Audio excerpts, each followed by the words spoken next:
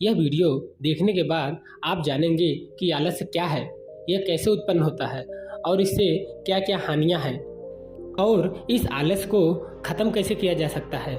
आइए एक कहानी के माध्यम से जानते हैं। एक बार की बात है, एक आलस व्यक्ति एक बौद्ध भिक्षु के पास जाता है और बोलता है, हे मुनिवर, मेरे पास बहुत आलस्य है, जिसकी वजह से मैं अपने जीवन में जिस लक्ष्य को प्राप्त करना चाहता हूँ, जो करना चाहता हूँ, वो आलस की वजह से नहीं कर पाता हूँ। मुनिवर, अब आप ही मुझे कोई रास्ता बताएं कि मैं इससे कैसे बाहर निकलूं। तब वह बौद्ध भिक्षु उस व्यक्ति से पूछता है, क्या तुम्हें यह विश्वास है कि तुम्हारे अंदर आलस्य है? तब व्यक्ति बोलता है, हाँ मुनिवर, केवल मेरा मन ही नहीं बल्कि मेरे समस्त नगर और गांव के लोग मुझे एक आलसी व्यक्ति कहते हैं। तब बौद्ध भिक्षु उस व्यक्ति से बोलते हैं, क्या तुम्हारे पास कोई प्रमाण है कि तुम एक आलसी व्यक्ति हो? वह व्यक्ति बोलता है, हाँ मुनिवर, मेरे पास प्रमाण है। तब बौद्ध भिक्षु उससे पूछते हैं कि क्या प्रमाण है तुम्हारे पास? वह बोला, मुनिवर, मैं जानता हूँ कि व्यायाम करने और स्वास्थ्यवर्धक खाना खाने से मेरा शरीर स्वस्थ तो रहेगा, लेकिन मैं यह कर नहीं पाता हूँ क्योंकि मेरे अंदर जो आलस्य है वो मुझे ऐसा होने नहीं देता। मैं सुबह उठ ही नहीं पाता हूँ, रोज आलस करके सुबह सुबह बहाना बना के काफ़ी देर में उठता हूँ। तब बौद्ध भिक्षु बोलते हैं कि क्या तुम ऐसे आलस से परेशान हो? व्यक्ति बोलता है, हाँ मुनिवर। बौद्ध भिक्षु बोलते हैं, ये बताओ, क्या तुम्हें मालूम है कि आलस्य होता क्या है?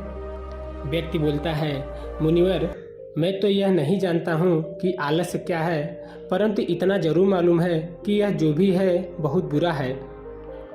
तब बौद्ध भिक्षु उस व्यक्ति को समझाते हुए बोलते हैं कि जो भी मनुष्य के अंदर प्राकृतिक रूप से चीज़ें मिली हुई हैं, उसका हमारे जीवन में कोई न कोई उपयोग जरूर है, वह अच्छी या बुरी नहीं है। आलस्य एक विचार है, एक भाव है, जिसे जाने और अनजाने में हम अपने अंदर से खुद ही पैदा करते हैं। तब वह व्यक्ति बोलता है, परंतु यह कैसे मुनिवर? तब बौद्ध भिक्षु कहते हैं, आलस्य पैदा होने के दो कारण होते हैं, पहला शारीरिक और दूसरा मानसिक। जब हम अपने शरीर को कोई ऐसा भोजन देते हैं जिसके अंदर कोई पौष्टिक आहार और कोई जीवंतता नहीं है, तब हमारे शरीर के भीतर ऐसा भोजन खाने से आलस्य पैदा होता है, क्योंकि हमारा शरीर ऊर्जा से चलता है। जब हमारे शरीर को सही मात्रा में ऊर्जा नहीं मिलेगी तो हमारा शरीर आलस्य रूपी कार्य करेगा। इसको हम जैसा ऊर्जा देंगे वह वैसा ही व्यवहार करेगा। हमारे शरीर के अंदर आलस्य का दूसरा कारण है गलत तरीके से बैठना, गलत तरीके से सोचना और गलत तरह से चलना। हम अपने जीवन में इस बात पर कभी गौर नहीं करते कि हमारे बैठने, लेटने और चलने का तरीका हमारे लिए सही है या गलत है। अगर तुम भगवान गौतम बुद्ध को देखोगे तो पाओगे कि भगवान गौतम बुद्ध जब भी बैठते हैं तो उनकी रीढ़ की हड्डी बिल्कुल सीधी होती है, और जब तथागत सोते हैं तो आप उन्हें देखेंगे कि उनके शरीर के भीतर के हड्डी में कोई दबाव नहीं होता, और जब वह चलते हैं उनके दोनों कदमों के बीच एक समान तालमेल नजर आता है। यह कोई ज़रूरी नहीं है कि कोई भगवान बुद्ध को सुनकर ही समझे और उनसे ज्ञान ले। आप उनके जीवन में हो रहे क्रियाकलापों को ध्यान से देखकर ही बहुत कुछ समझ सकते हो। और आलस्य का तीसरा बहुत बड़ा कारण है कि सुबह सुबह जल्दी ना उठना। तब व्यक्ति बोलता है, हाँ मुनिवर, मैं सुबह कभी जल्दी उठ ही नहीं पाता। तब बौद्ध भिक्षु मुस्कुराते हुए उस लड़के को बोलते हैं कि तुम सुबह जल्दी तभी उठ सकते हो जब तुम रात को सोने का एक सही समय निर्धारण करके रोज उसी समय पर सोओगे। सभी बौद्ध भिक्षुओं का अनुशासन का पालन करना होता है, क्योंकि अनुशासन ही हमारे जीवन में संतुलन को पैदा करता है और संतुलन लाता है। बहुत सारे लोग अनुशासन को बुरा मानते हैं क्योंकि उन्हें लगता है कि अनुशासन उनकी स्वतंत्रता को बांधता है, जबकि सच्चाई यह है कि अनुशासन हमें बांधता नहीं बल्कि मुक्त करता है। तब वह व्यक्ति बोला, मुनिवर, परंतु शुरुआत हम कहाँ से करें? सही तरीके से भोजन करने से, सही तरीके से लेटने से, सोने से या सुबह जल्दी उठने से मैं शुरुआत कहाँ से करूँ? तब वह बौद्ध भिक्षु बोलते हैं कि शुरुआत अभी से करो। जो भी तुम कर रहे हो उसको ध्यान से करो, उसमें मन लगा के करो। पहले तुम अपने आलस्य को मन के स्तर पर समझो। ज़्यादा स्तर आलस्य मन की स्थितियों से ही पैदा होता है। मानसिक आलस्य का सबसे पुराना और गहरा संबंध है हमारे पुरानी यादें। हमें यह लगता है कि जो चीज़ें हम पहले नहीं कर पाए थे उस चीज़ों को इस बार भी नहीं कर पाएंगे, और हम इस बात पर कभी यह विश्वास ही नहीं करते कि पिछली चीज़ें और नई चीज़ों में बहुत अंतर है। अपने आप को कमज़ोर ही समझते हैं। अब हम मानसिक तौर पर वो नहीं हैं जो पहले थे। अब सब कुछ बदल चुका है।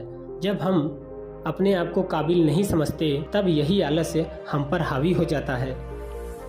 दूसरा कारण है छोटी लोभ वाले और जो व्यक्ति आलसी है उसका साथ देना। कभी कभी हमारे जीवन में ऐसा होता है कि हमारे पास तो आलस्य नहीं होता, परंतु दूसरों लोगों की वजह से वो हमारे अंदर भी उत्पन्न हो जाता है। ये इसलिए होता है क्योंकि हम एक आलस्य व्यक्ति से संबंध रखते हैं। तब व्यक्ति बोला, हाँ मुनिवर, यह बात तो एकदम सही है। इस बातों को तो मैंने भी अपने जीवन में कई बार अनुभव किया है।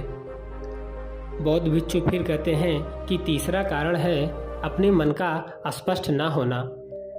यह मानो कि तुम एक जंगल में खो गए हो और शाम होने वाली है और अब तुम्हें यह नहीं पता कि इस घने जंगल में तुम्हारा घर किस दिशा में है। तो उस अवस्था में तुम क्या करोगे?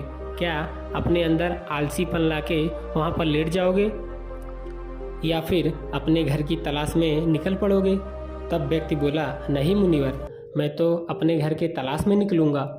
तब बौद्ध भिक्षु दोबारा बोले कि अगर बहुत प्रयास करने के बाद तुम्हें तुम्हारे घर का पता नहीं मिला, उस अवस्था में तुम क्या करोगे? व्यक्ति बोला, मुनिवर, मुझे मेरा घर ना मिलने पर भी मैं लगातार प्रयास करता रहूँगा, क्योंकि उसके अलावा मेरे पास और कोई चारा नहीं है। तब वे बौद्ध भिक्षु बोलते हैं कि कोई भी मनुष्य को आलस्य तब पकड़ता है जब उसके पास बहुत सारी संभावनाएं और जब उसके पास कई विकल्प होते हैं।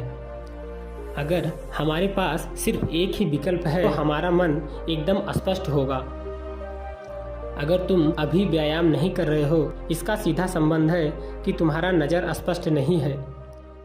तुम अभी अपने जीवन में आने वाले रोगों को नहीं देख पा रहे हो, परेशानियों को नहीं समझ पा रहे हो, जो कि तुम्हारे व्यायाम ना करने से आगे चल के तुम्हें होगा। तुम अभी उन रोगों से होने वाले दर्द और पीड़ा को नहीं महसूस कर पा रहे हो। फिर वे बौद्ध भिक्षु बोलते हैं कि आलस का चौथा मानसिक कारण है किसी काम को करने की जीवन में कोई वजह ना होना। मान लो तुम किसी रास्ते से जा रहे हो और रास्ते में बहुत दूर चलने के बाद तुम बहुत थक गए हो और अब तुमसे चला नहीं जा रहा है और तुम्हें आलस्य आने लगा है, और तभी तुमने देखा कि एक शेर वहाँ पर तुम्हारे पीछे चला आ रहा है। तो क्या ऐसी स्थिति में तुम्हारे अंदर आलस्य आएगा? नहीं ना। तो इस बात को समझो, आलस्य तुम्हें उन्हीं कार्यों को करने से रोकता है जिसे करने की तुम्हारे जीवन में कोई बहुत बड़ी वजह ना हो। फिर वह व्यक्ति मुनिवर को धन्यवाद बोलता है और कहता है, महाराज, अब मुझे आलस्य का सारा खेल समझ आ गया है।